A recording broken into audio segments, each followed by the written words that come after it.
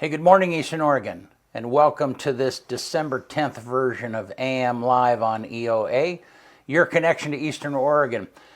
And all of our content can be found on the EOA.network. There's a link tree that takes you to the location of all of our stuff, Facebook, YouTube, Instagram, so on and so forth. So be sure and check that out. And here in just a bit, we're going to have Union County Commissioner Paul Anderes with us. Yes, sir. Yeah. Yeah. How are you? Second Monday. Yeah. So we were talking everything college football before. Yeah. Yeah, it's crap. I mean, they're gonna have to change it. I think it's not.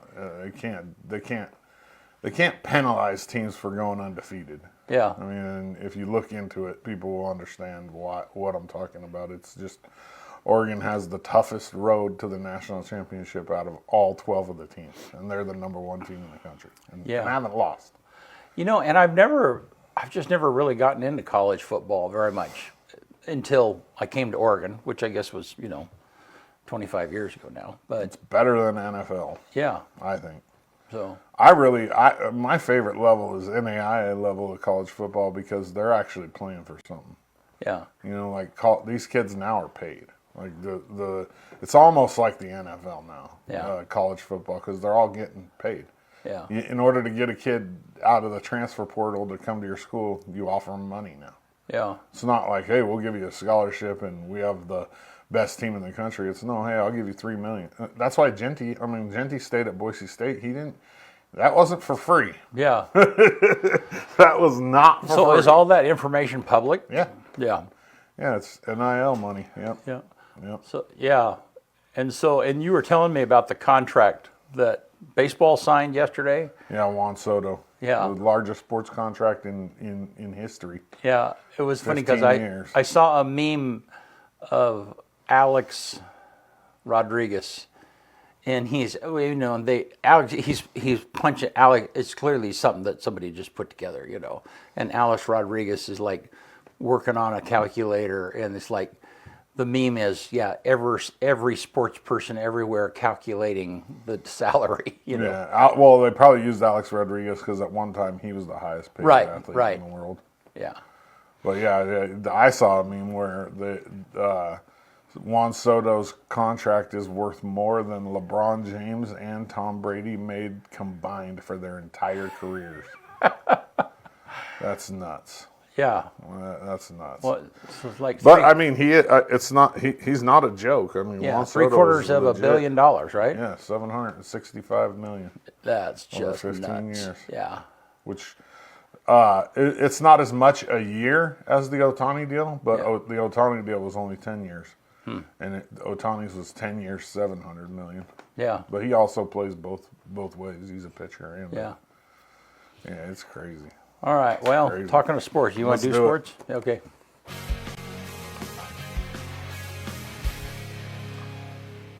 AM Sports Report brought to you by Hobby Habit right here in town. Traxxas brought back the glory days of monster truck racing with the new Bigfoot 4x4 with BL2S, brushless power, and Traxxas' toughest 4x4 driveline.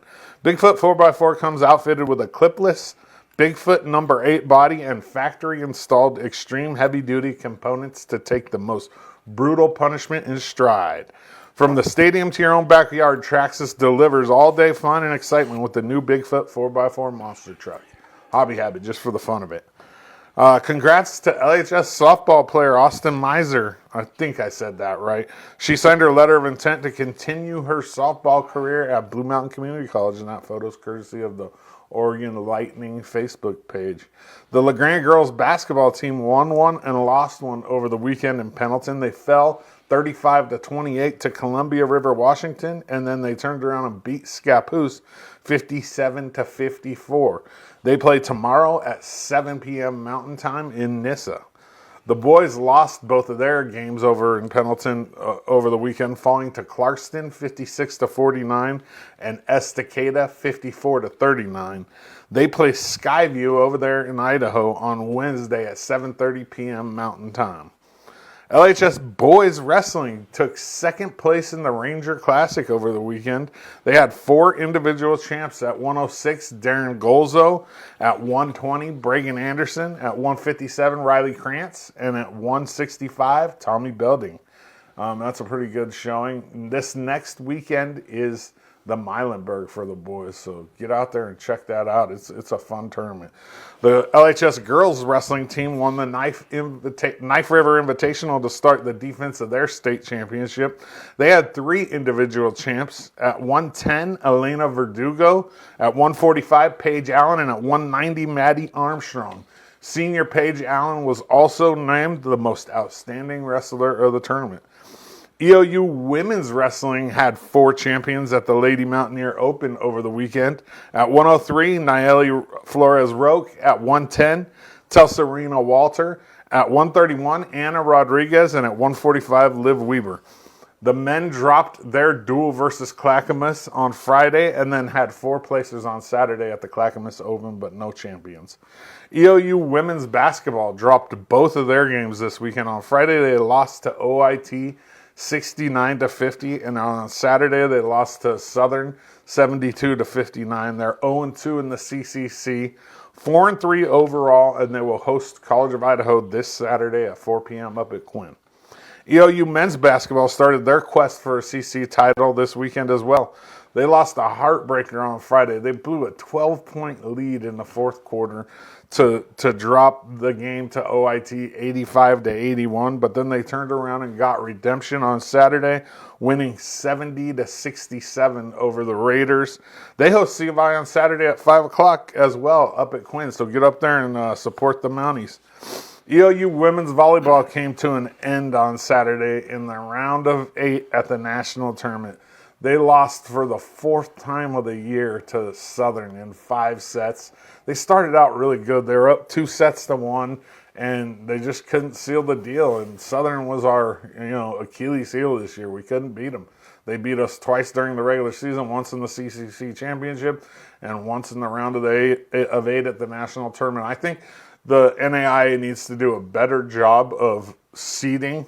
Not only did we have College of Idaho in the same pool as Corbin at the national tournament, but EOU and Southern should have never met in the quarterfinals. I think it should have been more like the semifinals, or like maybe even on opposite sides of the bracket. It was a heartbreaker. This EOU team, they were good this year, man, and unfortunately both of the CCC teams that made it to the Final Four lost their semifinal matches. So Southern and Corbin are both out. So we have no representation in the national title game from the CCC. I mean, I would argue that the CCC all around is the best conference in the country when it comes to volleyball. We had 5 teams make the national tournament, and that's unheard of. All region awards were released for volleyball just yesterday as well. Kiana Mack, middle blocker for EOU, was first team all-region. Ashton Bales, who's outside hitter for EOU, was also first team all-region. And then honorable mention all-region setter is Alexis McMurtry. That's the AM Sports Report, brought to you by Hobby Habit, just for the fun of it. Good stuff, man. Yeah, it was heartbreaking to watch that game because we had plenty of opportunities to. And I watched it up at EOU with the watch party because did you? It was right after the basketball game. Right. So I just stayed up there and watched it with, it was me and a bunch of like senior citizens, but It was fun. it was definitely fun. And the Southern basketball team, women's basketball team, watched the first set and a half while they were waiting for the men to get done in the showers and hit the bus. So we had to listen to them cheer when they won the first set. I was like, this is EOU watch party. Get out of here. I didn't say that, but I was thinking that. Yeah. Tanya and I were looking at your pictures last night, and man, they look great, man. Thank you. Yeah. Yeah, I had fun. I shot the second basketball game with a really wide angle lens. I tried using it, and so it's the first time I've really worked with that. What is it? 10 to, what is it? That super wide one? Super wide, yeah. Yeah, I think it's 12 to 17 or whatever. 17, yeah, but it's like... Yeah. It's challenging, but it's fun. Yeah, it just gives you a totally different perspective. Yeah, the picture that I showed earlier of the whole court, Yeah. that was that lens, Yeah. the black and white one. Yeah. Yeah. No, it looks good. So. Awesome. All righty. Well, hey, let's look at the weather graphic. Our weather cam is down right this second. But so it was cold this morning. Yeah. I mean, I think Tanya said it was 17 degrees. So, but tonight down to 27, and then so it's right around there. Some snow on Thursday. Yeah, it looks like we got some. And then it warms up a little bit. I mean, it's rain and snow on Saturday, but it looks like a typical mild December. I know. Generally, it's just like we would expect snow by now, but I'm okay with it. I'm gonna just stay away this year. I thought about you this morning though when I mean it was cold and the frost on the windshield was like thick. It was not. I mean Yeah, I don't like that. Yeah. So I don't like I thought that at all. Kyle would love this. No fun. All right. Well, hey, Union County Commissioner Paul Anders is with us, and he'll be with us right after this. Eastern Oregon is full of interesting people, with interesting minds and interesting things to say.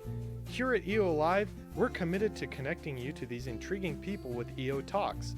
We let our special guests share their ideas and life experiences with deep, open, engaging, and inquisitive conversations. You'll also be informed in depth on some of the most recent and relevant events, issues, and more. EO Talks on EO Live, your connection to Eastern Oregon, now on Roku.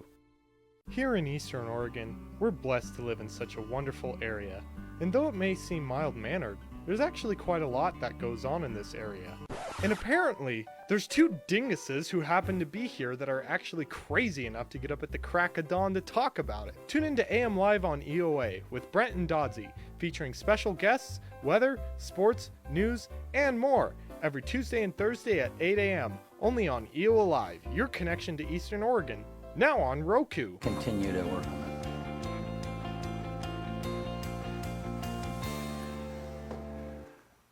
All right, we're back. Union County Commissioner Paul Anders. How are you, man? I'm well. How are you? Good. Good. How have things been going? Been good. Yeah, busy but good. Yeah. Lot going on and a lot to keep me busy. I know. I'm on your mailing list, and I got the newsletter of what you have been doing recently, and which is a lot. I think so. Do you feel like you're keeping minutes the way, I mean, a diary of when you look at that, it's like, holy smokes. That was a campaign promise Right. of mine, and I don't do it as regularly as I should. Yeah. And this last one, I changed it up a little bit and talked about the different roles that I have as part of my job. And when I got to the end of it, I kind of went, whew, that's significant. But I know I've said it many times on this show, I love my job. I love teaching, love being an FFA advisor, but I love this job at least as much, if and probably in different ways, but even more. Yeah. It's probably, I mean, we've all had this experience of looking back at our camera roll, and it's like all of life is just right there, know. And I'm sure that's some of the stuff that you experience from time to time is like, wow, did that really happen? Or you mean that meeting was a year ago? Or yeah. Yep. And mine tends to be when I look at my monthly calendar and how filled it is with different events and meetings and things like that. So it keeps me busy. So Jake Sievert is the new county commissioner? Correct. That's awesome. Yep. Commissioner-elect. Yep. Yeah. January 2nd, he will be sworn in, and then by Oregon statute, he can't start until Monday the 6th. Okay. So looking forward to having him on board. I've been in multiple meetings with him just this weekend, 2 different events. In the morning, we were at the state cattlemen's meeting in Pendleton together. I went over to listen to someone that works on a lot of natural resources issues and what they had to say. And then Saturday evening, I went to the Union County Cattlemen's annual banquet, and the Bingham family was recognized as Cattleman of the Year, and so very richly deserved, I think. It was nice to see them get the recognition. Good. Yeah, and Jake was a student of yours, right? Correct. Yeah, he was. I want to say he was a junior when I started teaching at LeGrand High School, so it's been a while. Yeah.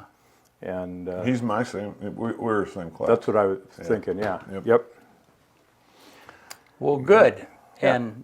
And so what else is up?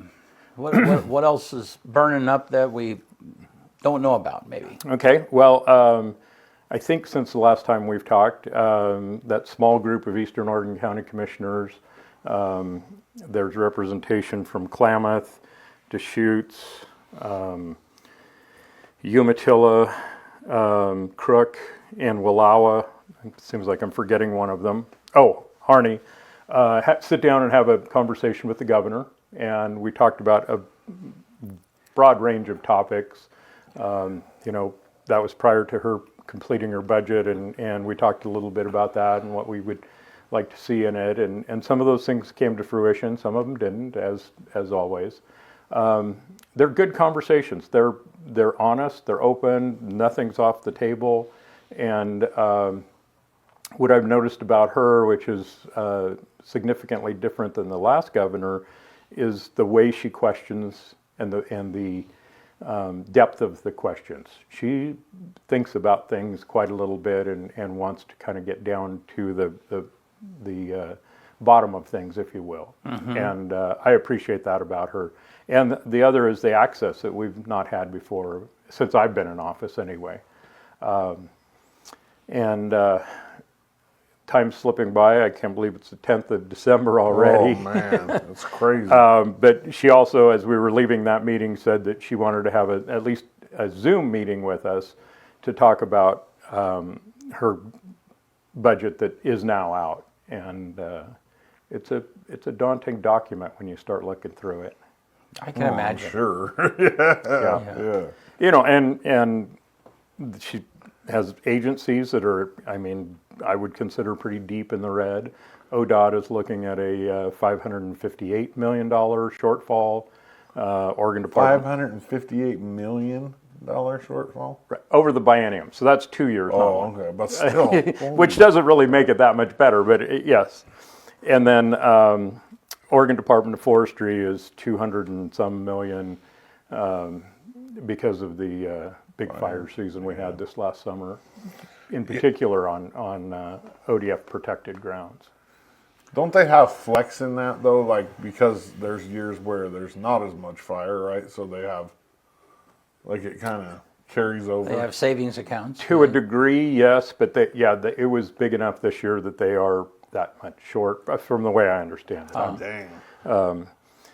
And they, at one point, I think, and I want to say it was 2020 when we had the Labor Day fires, they actually cashed in on a insurance policy they had through Lloyd's of London, and then weren't able to get that insurance again. So, but 2020 was a big season as well.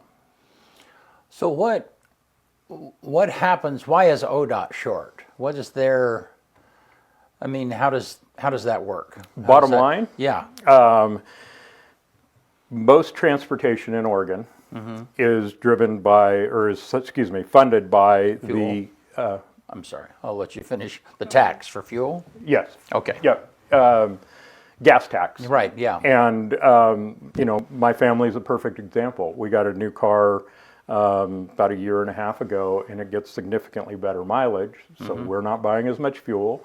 We're not putting as much into the system. And if you look at that, it's a continual decline.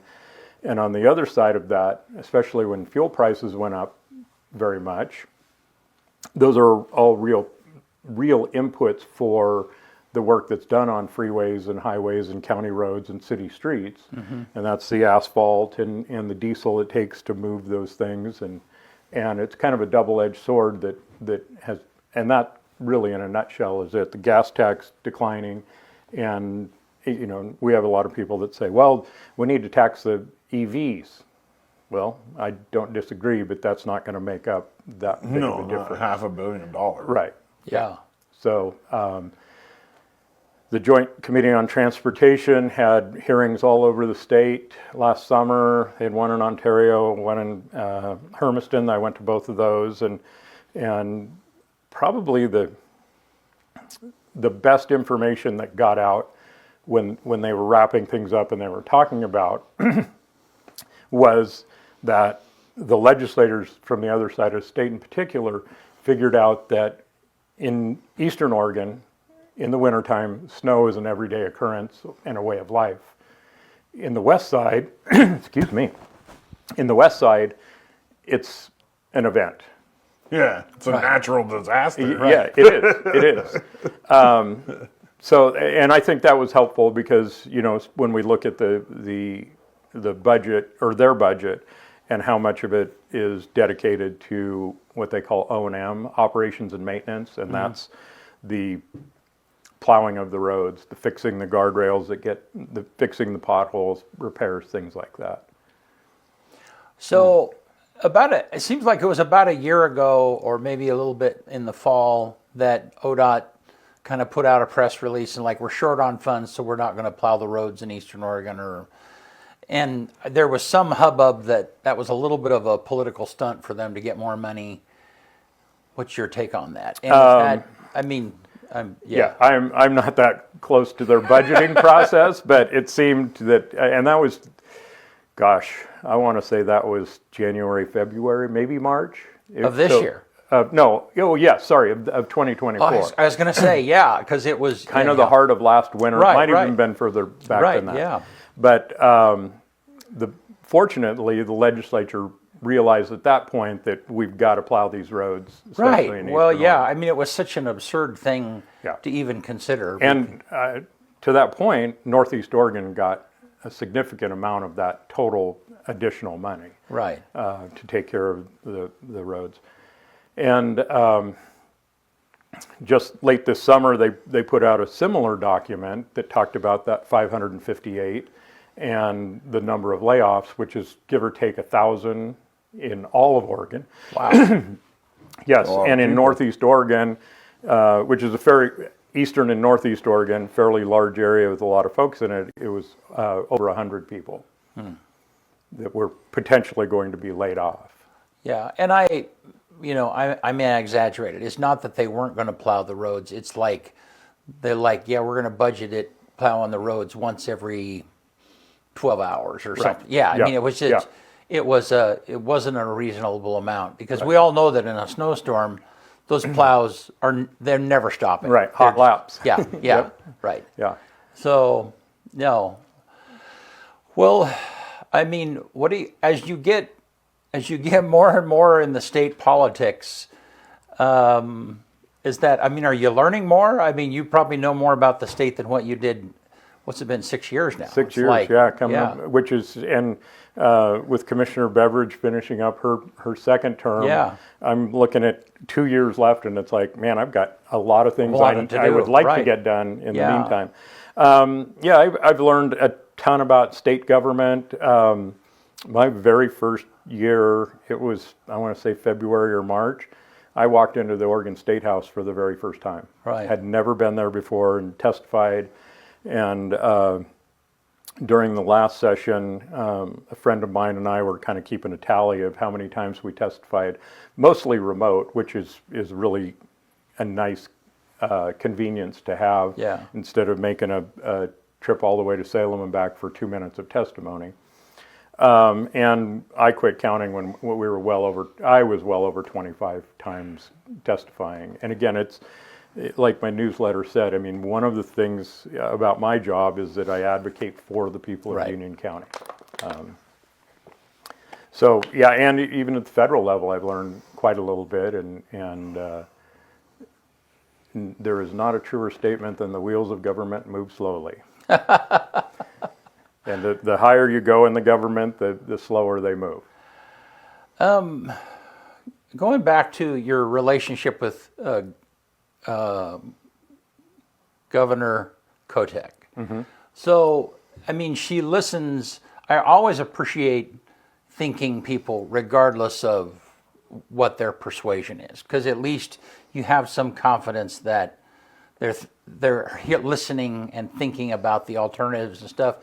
Do you think that it makes a difference for us in Eastern Oregon? Do you think we're being, I mean, you feel like we're being heard, but is that trickling through the system to where it's making a difference for some of the things that matter to us? Yes, I believe so. Yeah. And part of it is, reading through the budget and seeing what was in, what was not in. Yeah. There are some things that maybe I'm reading too much into it, but Right. it seemed like it was clearly related to those discussions that we had with her. And I think it is making a difference. Yeah. Okay, so what else in Union County is... Oh gosh, we are working on expanding the fuel farm at the airport, and I apologize if I'm repeating myself, but last summer, prior to last summer, the record volume for Jet A fuel that came through our airport that we dispensed was give or take 120,000 gallons. And this year we were well over 250,000 gallons. Wow. So, and because we're not on a regular delivery schedule, our public works director, who's also our airport manager, has to fight tooth and nail for every single load of fuel that comes in.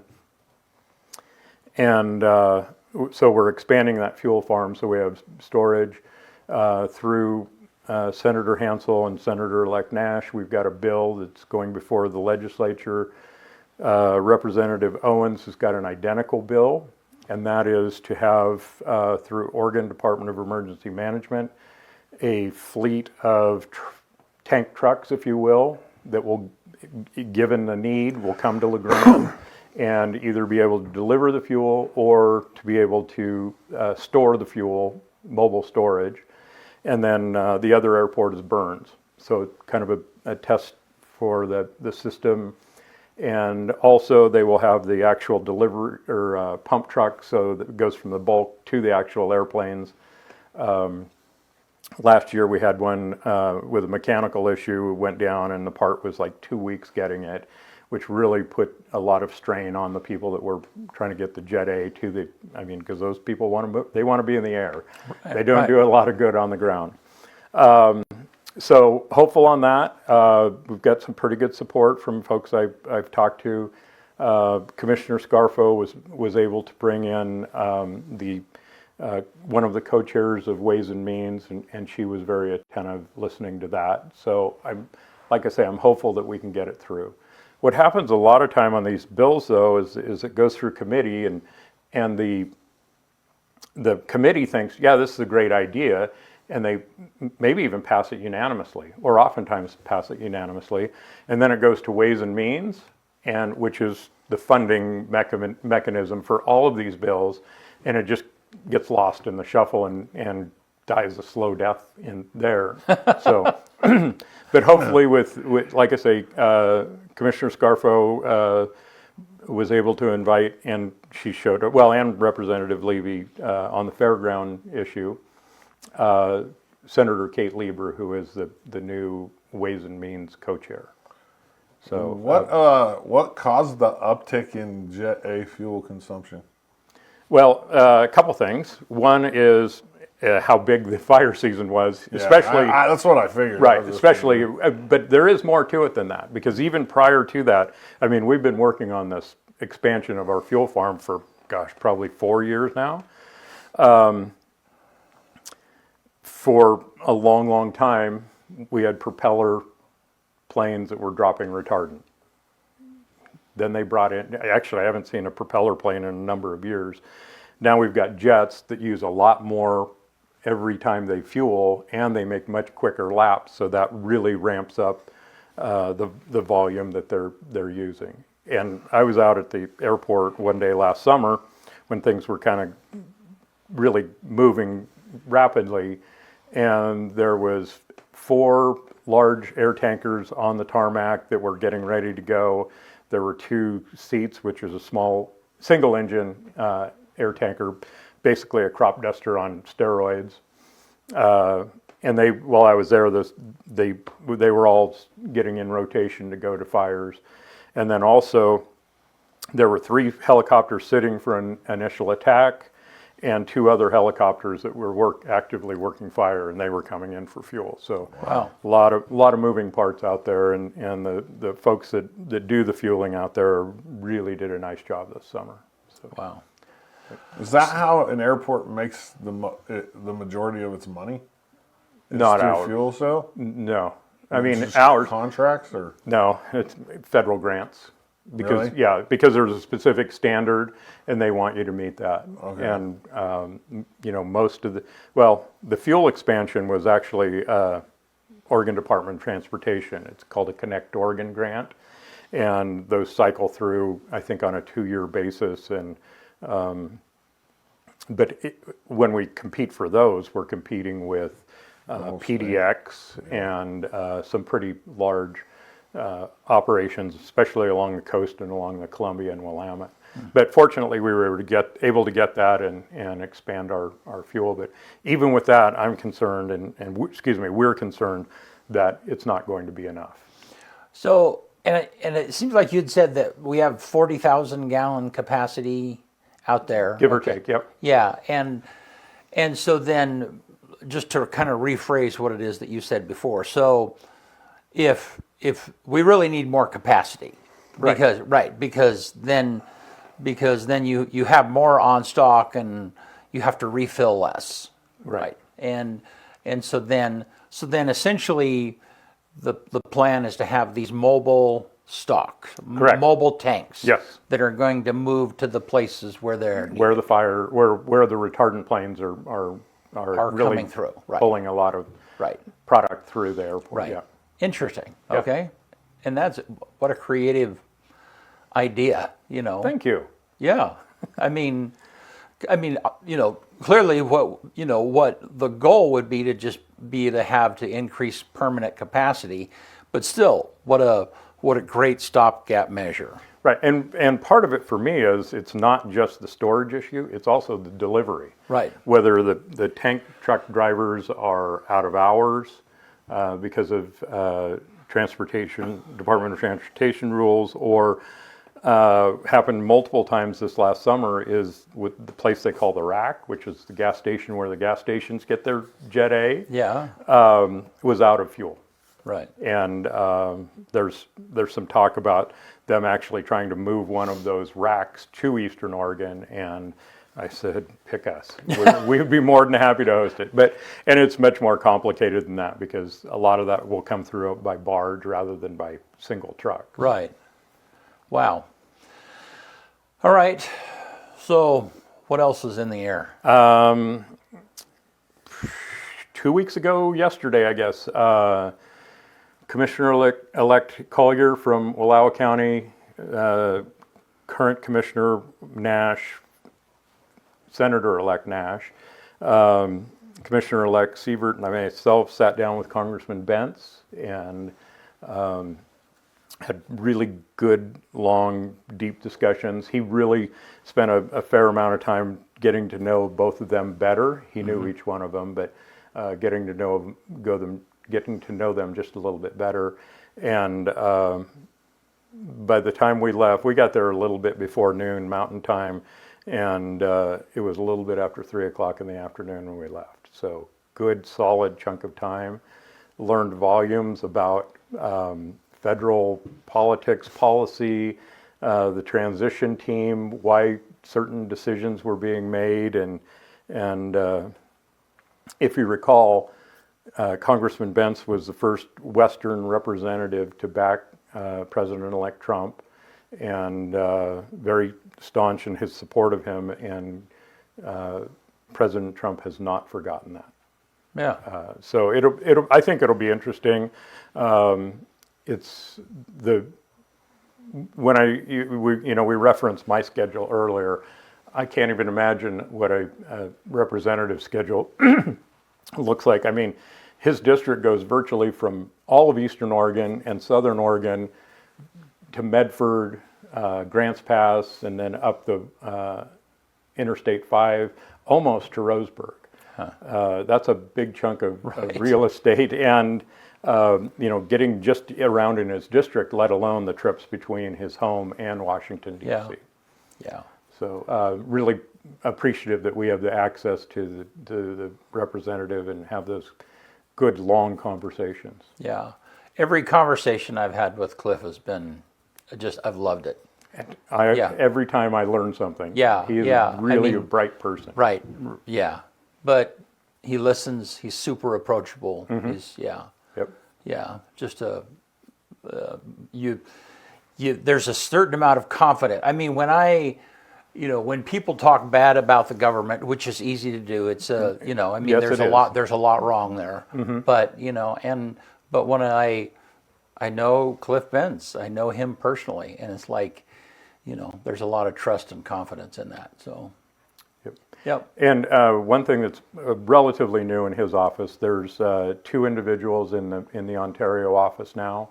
Prior to that, there was one, and they're making a much more concerted effort to get out to the district, especially in Eastern Oregon, Northeast Oregon. And the plan there is to have one in the office to be able to field calls and emails and constituent help, while the other one goes to events and represents the congressman at those events. Good. All right. Good.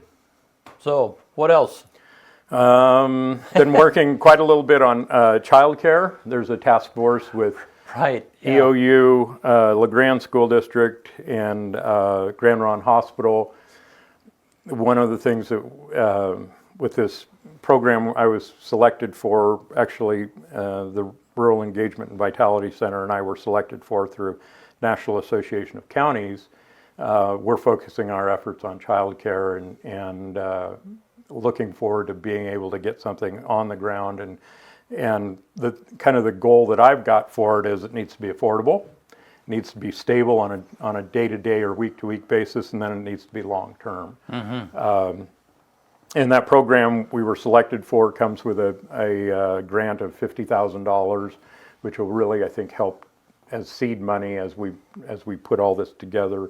I'm hopeful that we can, with folks working kind of in a common direction, we can accomplish something good. And I've talked about it before on here. I think we've got 43% of our population is below ALICE, which is asset limited, income constrained, employed. So what it means is those folks that are working, but they are one medical bill, car breakdown, one financial event from really not being able to hold it together. Growing up, we always called it living paycheck to paycheck, which is, unfortunately, we've got a good portion of ours. And of that 43%, 18% of our population in Union County is below the poverty level, which I'm embarrassed to say, and trying to figure out some ways that we can get people working and providing child care at some level of consistency and affordability, I think will be key to getting some of those folks back to work. And, it's being conservative, and I know that you're conservative also, or you tend to lean that way, is, you don't want more government programs, or you don't want more government expenses, or whatever the case might be, but you can't ignore the problem of childcare. I mean, it is just vast, Yep. And for me, part of that three-legged stool that I always talk about, it's difficult to hire people. It's difficult to find a place for them to buy, build, or rent. Right. And we're talking every economic strata. Right. It's not one economic section of our community. And then the third one, if by some miracle you do hire someone and they find some place to live, generally speaking, the next big stumbling block is childcare. Yeah. Well, and I think that's part of, coming out of COVID, that is one of the things, is that you had people that were at home, they couldn't work, and then when it came back to going back to work, they started calculating, and it's like, well, yeah, I could go back to work, but if I could find childcare, more than half of my income is going to go to take care of the kids. So Yep. it's just like, and I have been inside a little bit of this conversation. But in order, I mean, part of the obstacles is that to have childcare here locally, that it has to be heavily subsidized by somebody. I mean, it's really difficult to get something like that to pay for itself. It is difficult, yes. Yeah. And part of that is, I mean, you can look at the model that they've got in the Port of Morrow. Those businesses in the Port of Morrow are subsidizing childcare for their workers. Oh, interesting. Okay. Because they know if their workers don't have childcare, they're not going to be there doing their job. Right. So they have a model that's working in Port of Morrow. Working pretty well, yeah. Okay. But again, call it subsidy, call it a benefit of employment at those Right. places. It's and there's a fine line there, like you said. I mean, how much government intervention do you really want? Right. And right. That's a fine line to walk. But the director of the Rural Engagement and Vitality Center, yesterday we met, and we meet regularly to work on this. One of the things we looked at is the rate, fairly typical rate, which is $5.75 an hour per child. And if you look that seems like a lot. doesn't it? But at the same time, at minimum wage, that's 43% of minimum wage before taxes. So, like you said, well over half if you're once you get done with taxes. And at that point, are you working to make money, or are you working to hire a daycare provider? Right. Right. Could you imagine if we paid teachers what child care providers make per kid? You're essentially a child care provider. We could disagree on that. Yeah, it would be significant. Oh yes, my it would gosh. be. Yes, yeah. But at the same time, it's just math at some point. You break it down, you got the facilities, you got, whatever it is to operate, and you divide it by the number of kids you got. So. Yep. And that's part of it. I mean, if your margins are too thin, and for whatever, kid's sick, right, they don't show up, you don't get to bill those, paid. and then pretty soon you're going, wait, we're losing money here, and it's a thorny issue for sure. But I've been working on that quite a bit. Association of Oregon Counties had their annual convention in Eugene just before Thanksgiving. Our new president is John Schaefer from Umatilla County. We work really well with him, so I'm excited about that. I'm no longer a co-chair of the Transportation and Community Development committee, and I was kind of happy to take some off my plate on that, but they asked me to be the co-chair for Natural Resources, and that I gladly accepted. So Commissioner Pope from Polk County, Commissioner Pope from Polk County is the co-chair, and I'm really looking forward to working with him, and especially as the legislative session moves forward. Yeah. I used to live in Polk County. Did you? Yeah. Yeah. For 15 years. Yeah, and it's an interesting mix of urban and rural. It's very. That county is very similar to, at least Dallas. I would say Dallas is very similar to LaGrande. Mm-hmm. Very similar. Yep. It's like almost a carbon copy. It's crazy. Yep. So talk to us about mental health services and the whole. Kind of catch us up, and I don't know if you're injected into that or not, but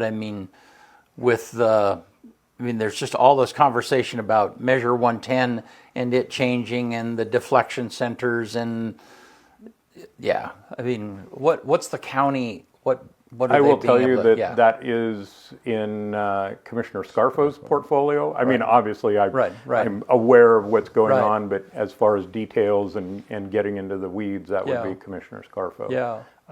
But bottom line is we're getting more and more services for mental health in our community almost every day. And CHD's got a new director of mental health, and she's doing a wonderful job. Barb Cedar And yeah, like I say, Commissioner Scarfo is deep into the weeds on that Right. one and doing well. I do know that there's some legislative tweaks they want to do. Again, funding looks like, from the revenue forecast, things are going to be okay. But the legislature is pretty good about spending every dime that they take in. So we'll see how that translates out as the session moves forward. Yeah. So Jared Boyd is coming in as a judge. Mm-hmm. Is that? I mean, does that affect anything at the county level, or not so much. They kind of manage themselves. Correct. Right? Yeah, completely. Actually, not employees of the county, Right. And shortly, no. Yeah. But I mean, obviously, we've got a good working relationship with those folks, and actually at the Cattlemen's, my wife and I were lucky enough to sit next to them at dinner and had a good conversation. And and his oath of office is Friday the 3rd. Oh wow! And then starts on the 6th as well. Okay. We spent quite a bit of time talking to Kelsey and Cody both about enforcement, and both of them agree that at times that they feel hamstrung because there's not accountability for crimes they're coming at it from two different angles. But do you see any of that changing at the state level? Do you see, is the governor aware of those things? I don't know. Do you have any inclination on that topic? Those conversations that I do have with the governor, Yeah. Every time I get this, every conversation I get this in here. In my wallet, I carry a list of former students of mine, which is not a really big population pool, that are dead from overdose. Right. And I tell her about that, and I say every single time, is there a way that you can't, because ultimately you can direct people to go where you tell them to. We need one state trooper on our drug task force. Right. And to date, that has not happened. Right. So I hope, but hope is not a really great strategy that Right. the legislature, and I think as long as there's still significant issues on the west side, and in particular Salem and Portland and Eugene, I think that it's more likely that there will be some movement on that. Because it's not just in enforcement. It is in tools that enforcement can actually use. Right. In search or discovery, and then prosecutors use to actually. Right. It's there are several things that are broken. If I'm understanding it correct. Yes, you are. Yep. There are several things Hamstrung that are broken along the way. Yeah. Hamstrung is really the best way to put it. Yeah. And, it's unfortunate that our law enforcement is not able to do their jobs like we would like them to. Yeah.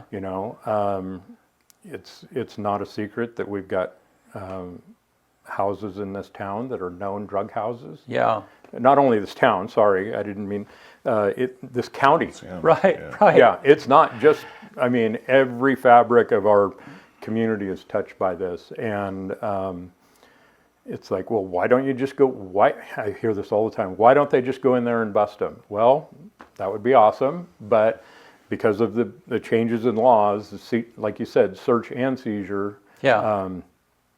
The one chink in the armor, which Cody and his folks have really identified and taken advantage of, is when they're transporting large quantities into our community. He's able to, and that's where that drug task force really works very well, and I think will continue to have an effect. Yeah.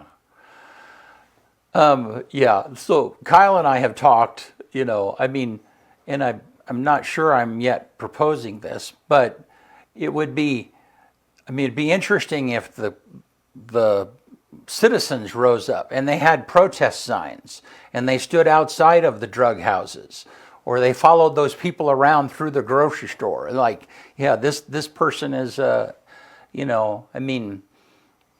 I'm not proposing that, but sometimes you wonder if some negative social pressure like that would make a difference. Yep. And when I took office, like we talked about 6 years ago, I went to the sheriff and I said, let's get after them. Right. You know who the dealers Right. are. Harass them. And he Yeah. goes, therein lies the problem, because Yeah. the way the laws were written, even then, I mean, and they had more flexibility then, you couldn't, harass them to the point where they thought, this isn't worth it, we're going to go somewhere else. Right. But the citizens could. To a degree, yes. Yeah. I Yeah. mean, so anyhow, I don't know that I'm, but I guess the point is that there has to be, if there's not some disincentive, if they're hamstrung, if law enforcement is hamstrung in some manner, then I don't know. It's just at the end of the day, those people are tearing down our community. Yes, they are. Yeah. And themselves. And themselves, right. It's easy to, that's an addict, that's a junkie, whatever name you want to call them, and to a large degree look down your nose at them, but at the same time, I mean, that's someone's child. Yeah. It might be someone's partner, spouse, grandchild, father or mother, and really, for me, it goes beyond, just getting them off of our streets, and it's getting them healthy and well, and I'm not suggesting that we shame addicts. right. But those people that are making a living and profiting off of That, yep. yeah, That would be those folks shouldn't be in our community. Yes. Completely agree there. Yeah, And my hope is that the legislature, again, sees that their experiment in decriminalizing hard drugs is still not working and takes further steps. I think the deflection program is going to be helpful, but it's not going to solve all the problems. Yeah. They took a step, but they didn't, in my view, go far enough, the legislature. yeah. All righty. Well, hey, anything else before we quit, man? The legislature, Senator-elect Nash, it's not a secret, I supported him very early. We went to college together. Most every day we talk at least once, and I'm excited to have him there. He does have a bill that I could probably have to testify on, and not necessarily in support, and that is I think you're aware that Senator Hansel made the potato the state vegetable. And across from the State House, there's a big plaque that recognizes, much like the flower or the mushroom or the potato. And Commissioner Nash, soon to be Senator Nash, is of the opinion that the ribeye steak needs to be right next to it. So we'll see how that goes. The potato, the state vegetable of Oregon? Isn't it Idaho's? Again, wasn't my decision. And I would have thought that the onion producers would have had something to say about that. But yeah. Yeah. And someone, made the really good point. When you're down there for months on end, grinding, it's good to have at some point at least a little bit of levity in it. And, shout out to our beef producers that produce a really great product. Not only for the people of Oregon, but a lot of the nation eats Oregon beef. Yeah, it's kind of funny. Tanya and I were in a plane ride with one of the cattlemen here in the valley, and he was flying, and it was early morning, and Tanya looked down, and the cattle were all in some kind of a S or something like that, and she's like, "Oh, that's really interesting. Why?" He goes, "Yeah, that's the way I drove the truck this morning." And they happen to be his cows, and and they're just some of those things that you don't ever think about. And we don't really, compared to Baker County, I think Baker do they have more cows than we do? They do. Yeah. Yep. But they don't have as much farmland because the climate is just different enough, right? Exactly. Yeah. Exactly. Yeah. And so, we don't see that as much here, in Union County. So, yeah, you're right. Shout out to them. Yep. And it seems like you were, there was some effort in getting USDA inspection in Union County, or We've got it. Okay. Yeah. Billy Bob Stafford and Elgin can and does provide USDA inspection so that the producer can go directly from farm to market. And there's a number of folks that are doing that. And that was not available before. Right? It was, but not to the level it is now. Okay.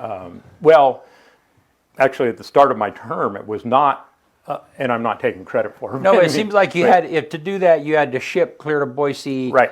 have Right. it inspected. Yeah, Yep. right. And now we can have it done locally, which is really saves a lot in transportation and offers farmers and ranchers a different and probably better avenue to direct market. Cuts out the middleman. Yeah. And those that are purchasing, I think it's really good for them because they know what you're feeding your cow and Right. what you're feeding your cow and how you're treating it. And So like a restaurant technically can only buy USDA Right. beef. Okay. So there is the possibility now of a local restaurant being able to buy beef that was harvested right here in Union County. correct. And there is one that's doing that. And Yeah. if I give them a plug, I apologize Yeah. for taking up your advertising, but Side A A, serves 6 Ranch beef, which is relatives, children of Commissioner and soon-to-be Senator Nash. No. Have the 6 Ranch, and that's the beef that's served. But that's at not Side A. Union County. No, it's some of it, But not still, all of it's it, is Eastern Oregon, processed, yeah. processed in Union County. Yeah. So No. Good. Well, thank you, Paul. You thanks, bet. Thanks for being here. always a pleasure. Yeah. Appreciate you getting up this morning and being here. So. You bet. All righty. Hey, you Got want to a guess that comment here from Greg Maddox. He says the Baker High School boys varsity won the Mazama Invitational in Crook County over the weekend. Also, they're number 1 in the state. They're returning state champions. Yeah, they're good. There's no doubt about that. That's 18 That's on an this awesome day. shirt you're wearing there, sir. This Yeah. the, Buffalo Pete. Yeah, I Thank have you. a lot of these. Good. Sorry, I didn't mean to interrupt. 1884, on this day, Adventures of Huckleberry Finn by Mark Twain is first published in the UK and Canada.